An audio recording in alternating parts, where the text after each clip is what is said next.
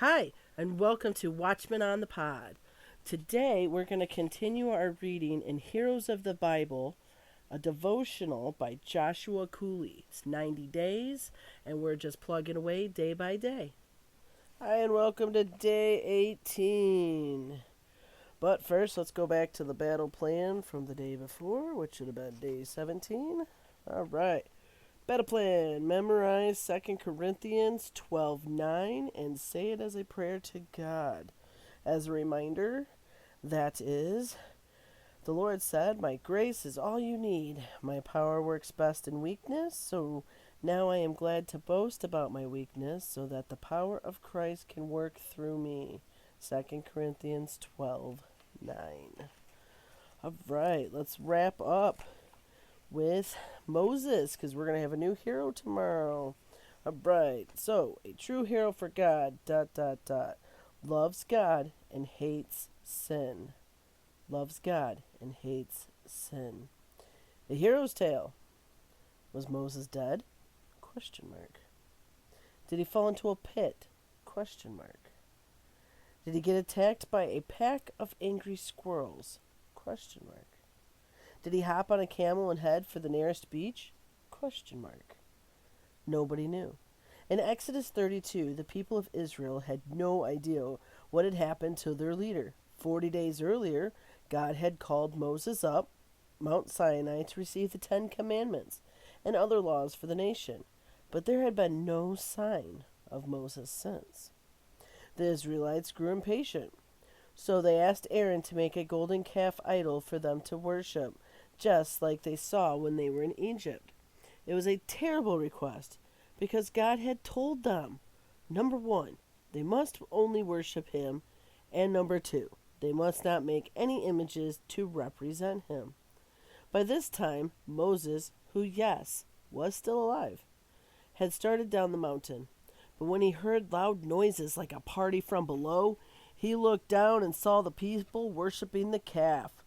Moses, you might say, was a wee bit angry. He hurled down the 10 Commandments, smashing the stone tablets to bits at the foot of the mountain.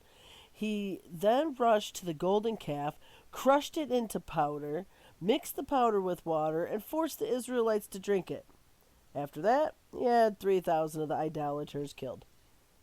Yep, Moses was not a happy camper.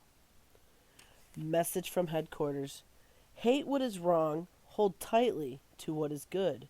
Romans 12:9. Decoding the message. You might be thinking, temper, temper, Moses. But in this instance, Moses' anger wasn't wrong. It was directed at Israel's wickedness. Moses loved God and hated sin so much. Moses loved God and hated sin too much to let the people continue in their wicked ways.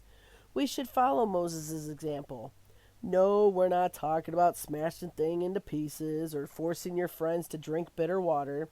We're talking about Moses' example of loving God and hating sin. More than anything, it's an attitude of our hearts. God isn't okay with our loving him mostly, but liking sin a little. No, God wants our whole hearts. Like Moses, we should passionately love God, seek to serve him, and avoid sin like it's a contagious disease. Growing in godliness doesn't happen overnight. It's a process. The Bible calls this process sanctification.